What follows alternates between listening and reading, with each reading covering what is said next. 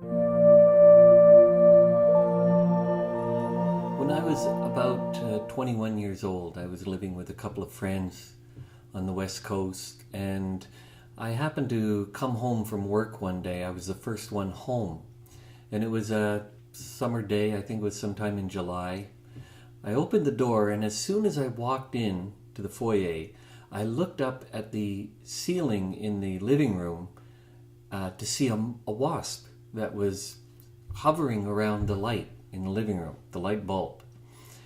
And it was the strangest thing because it seemed to me that as soon as I saw the wasp looked at me as well.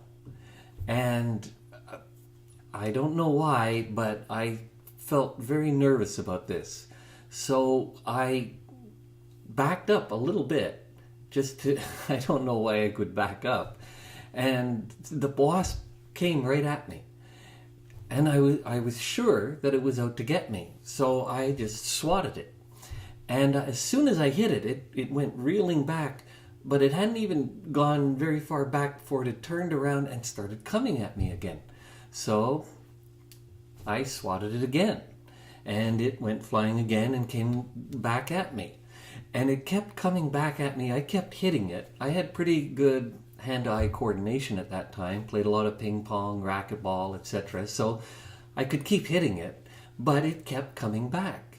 And so I sort of sidled over. As I kept hitting it, I kept sidling along the wall till I came to the doorway of my bedroom, which was adjacent to the living room. And I got into my bedroom and swatted the wasp one more time and then slammed the door. And honestly, this is what happened.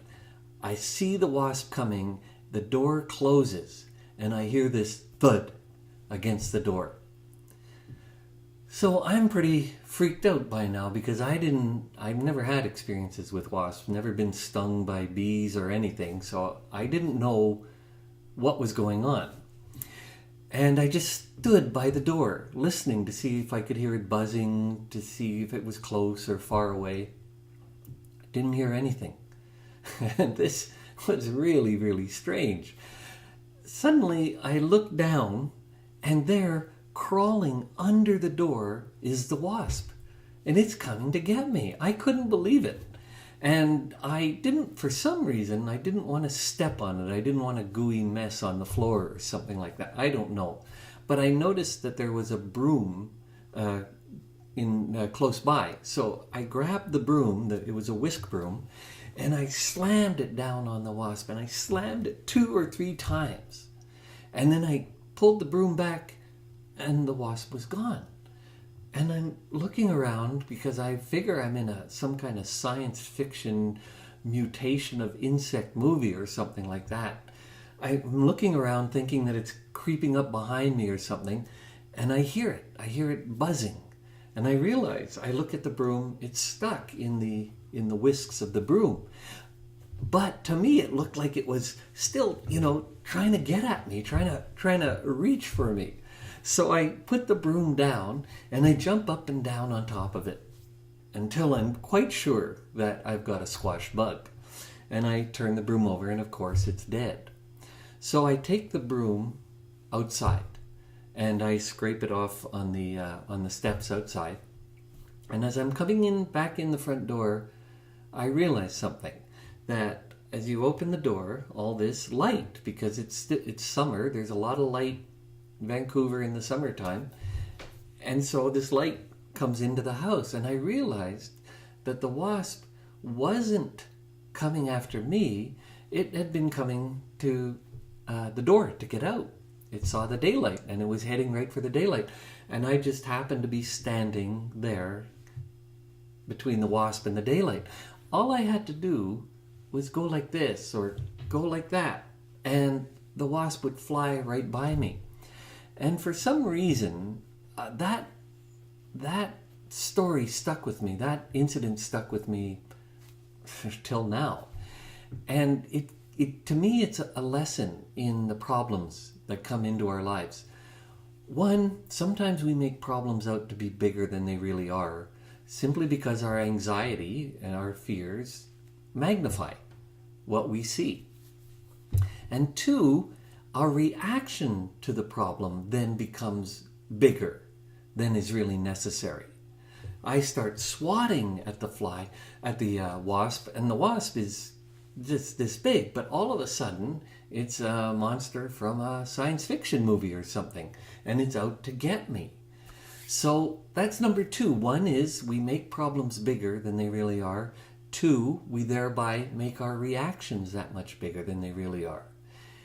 And if we would just calm down, I didn't even have to move. Really, I mean, I could have just stayed still and that wasp would have just come and gone around me.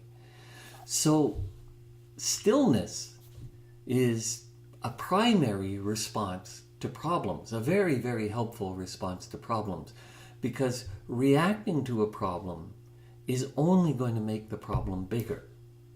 And this is what the wasp taught me, is that in stillness come the best responses to the problems in our lives. In that stillness, since taking that lesson to heart, I've found this kind of analogy, or I don't know what you would call it. What I've discovered is that about 80% of the time that a problem comes into our lives, the problem takes care of itself. A solution appears to coincide with the problem, very often. I'd say 80% of the time. If we just be patient and wait, the solution will arise. Another 15% of the time, the problem is responded to through our intuition. And again, by being still, by being very patient and trusting, our intuition can guide us to the best response for that situation. If I had remained still at that doorway, my intuition would have told me that the wasp is not out to get me, it's heading for the light.